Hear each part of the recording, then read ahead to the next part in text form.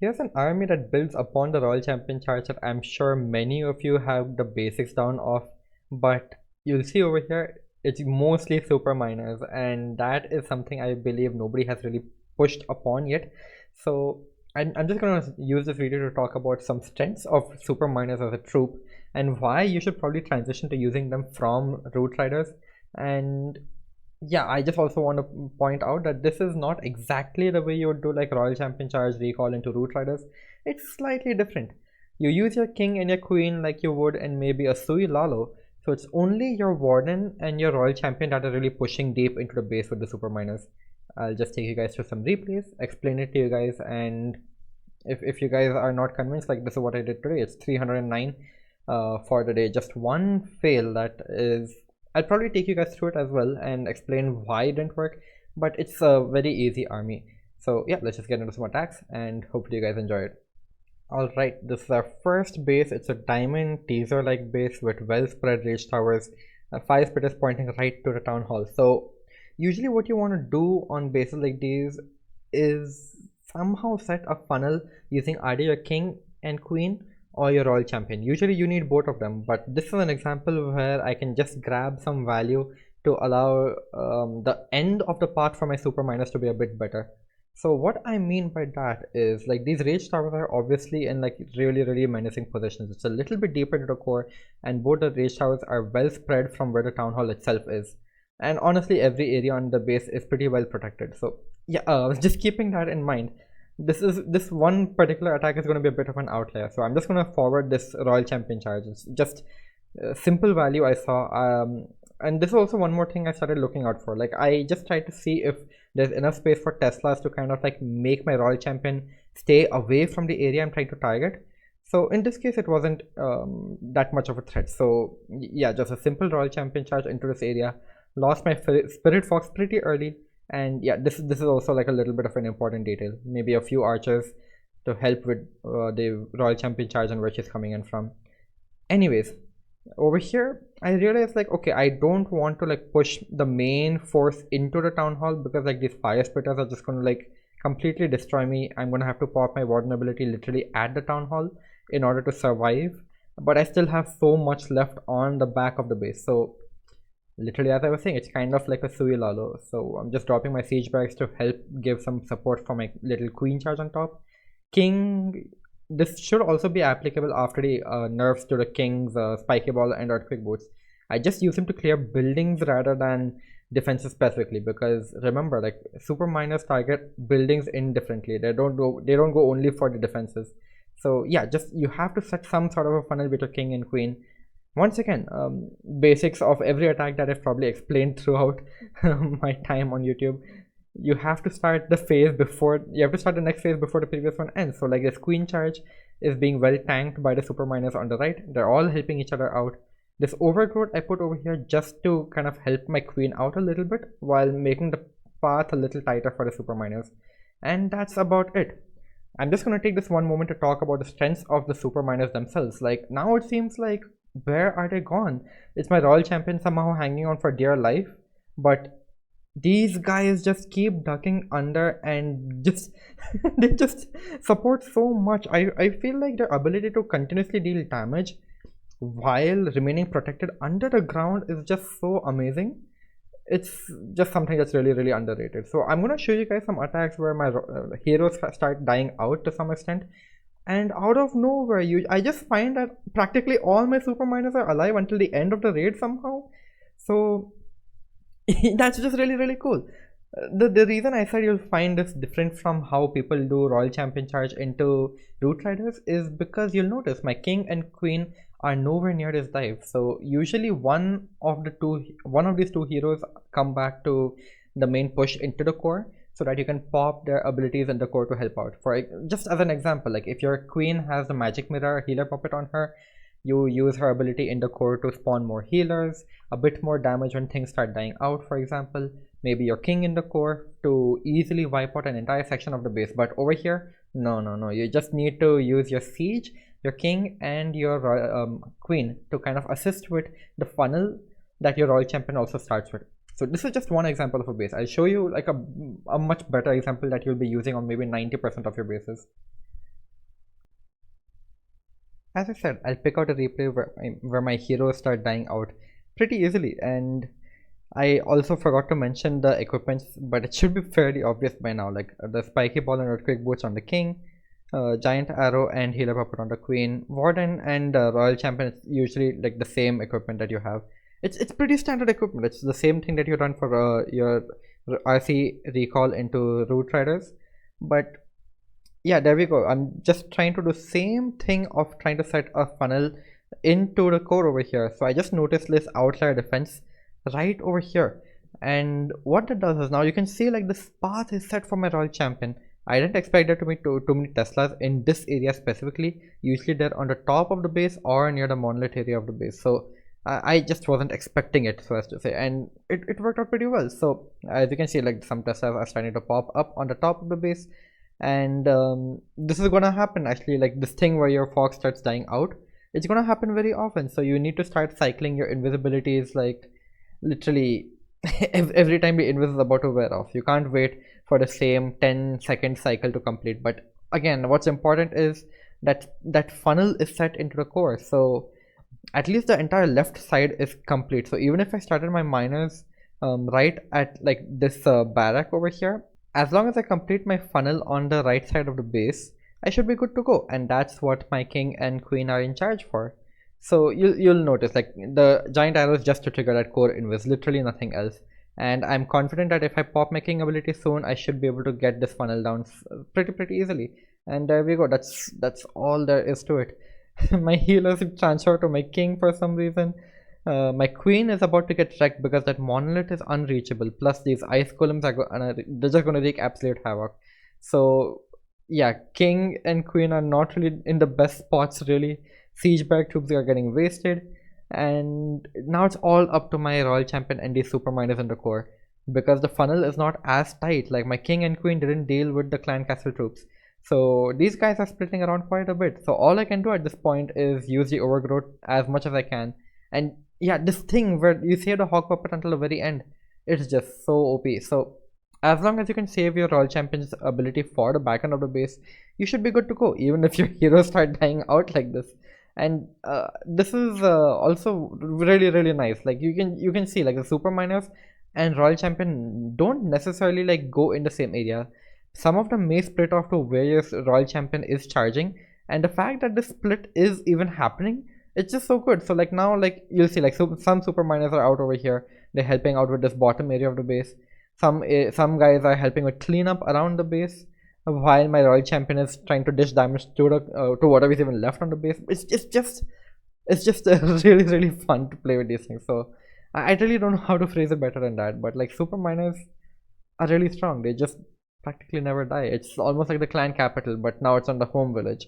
So if if you enjoy spamming super miners in the clan capital, I'm sure this army should suit you guys really well as well. It's just something that nobody has thought about. I don't know why, but here it is. I'm just bringing some army for you guys. You can pick it up from the description of this video. Try it out for yourself and let me know how it goes. Yeah, we'll just move on to the next one. Yeah, this is gonna be a good example. So I did say 90% of the bases, and as a matter of fact, most bases in Legend League are this style of base. So on this kind of a base, it's really simple what you want to do. You just want to somehow find a tight path to push your super miners way deep into this core right over here, and there's not much to it. So I once again just trying to find out the safest spot to start my royal champion charge, so that I'm sure she doesn't get pulled off to the side somewhere using Teslas. These giant bombs that may be there to kill the spirit fox are not too much of a big deal, because remember, we're not going for huge value in terms of defensive she grabs. We just want value in terms of a funnel, and honestly even just this much is enough. But I think I pushed her long enough to trigger this giga bomb, so that is also like some sort of value for me in the future. So yeah, literally just sparing one invis to grab that giga bomb out of the way, and soon after I think the cannon is half down anyway, so might as well finish it off. I think that was a mistake, but you can see I didn't intend to place my last invis that way. So the left side of the funnel is completely set. Queen and king on the right, as I was saying before, and I'm being patient on my miners. I'm not really deploying them just yet. Just pay attention on this little like Sui dive that's going on for a while. the two wall breakers to give access for all of these troops to kind of help in this little right corner, right? Nothing else. And there we go. We have a lane straight into the single inferno and then the core from here. So just waiting for the king to pop his ability.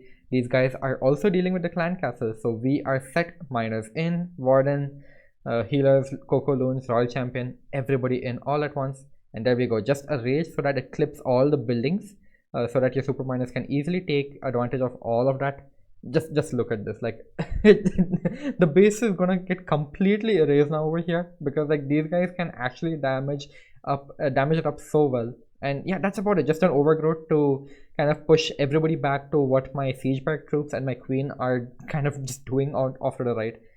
I don't think I have much more to really say over here. And this base, honestly, it's pretty common, and you'll be able to save your royal champion, like you'll be able to save your heroes pretty well on base styles like these.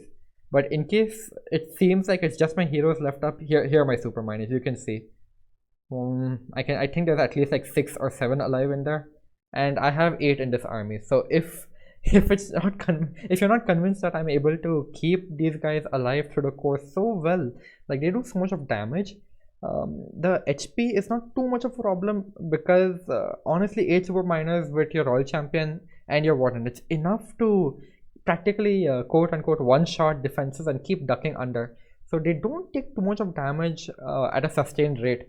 They actually keep getting protected, keep just staying protected. And I find it a little better for the back end of the base that super miners target everything indifferently. And what I mean by that is, like, your royal champion will be chasing defenses while your super miners are helping with cleanup simultaneously.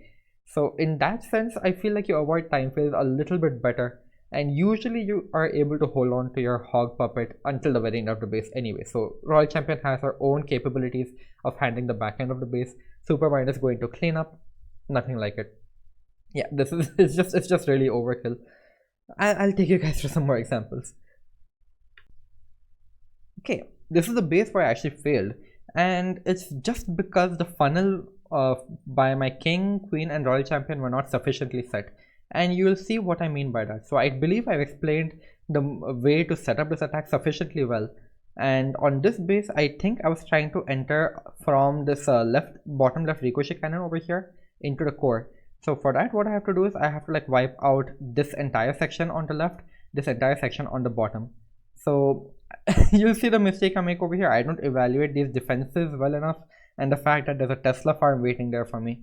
So this is what I mean by like Teslas being able to pull you off to the edge. And I was hoping my royal champion somehow eventually makes her way to this multi-inferno, because that's all I need to complete the funnel on the left side. And I was hoping for my king, queen to just come down over here, and that's a simple funnel, right? Sadly, my royal champion, the royal champion part of it is not sufficient, and you'll see what I mean.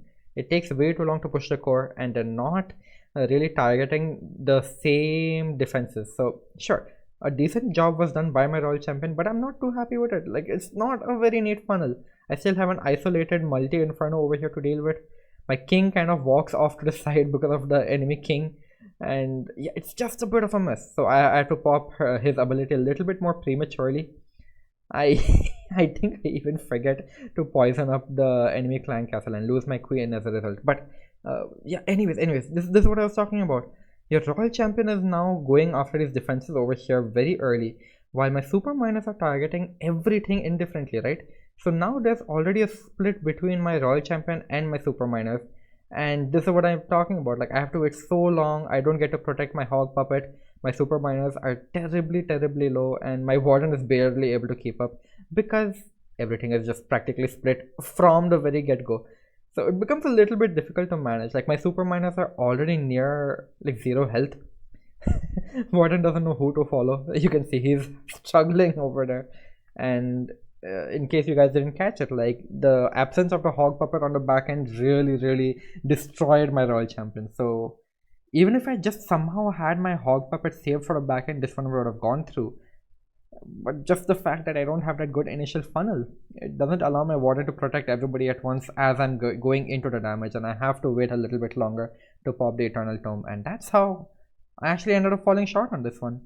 So it's a basic mistake. Maybe on this particular base I just had to reverse like the royal champion and the king part of it, So royal champion down over here. King and queen may be in this area because again I don't need to necessarily take out defenses. I just need to clear out enough buildings to set that path into the base. So I don't need my king to get crazy value. I just need some sort of funnel to be set. And that's all the super miners need. Like I can honestly drop an overgrowth onto all of these defenses to support my king and queen if they're not able to establish the funnel. But just the fact that I couldn't even do that in time led to the failure of this attack. So there you have it. I guess you can learn from your mistakes. And that's all you really need to know in this attack. Royal champion with 5 invis, the recall to set one funnel, king, queen, siege barracks on the other side to do the other side of the funnel. That's really about it, guys.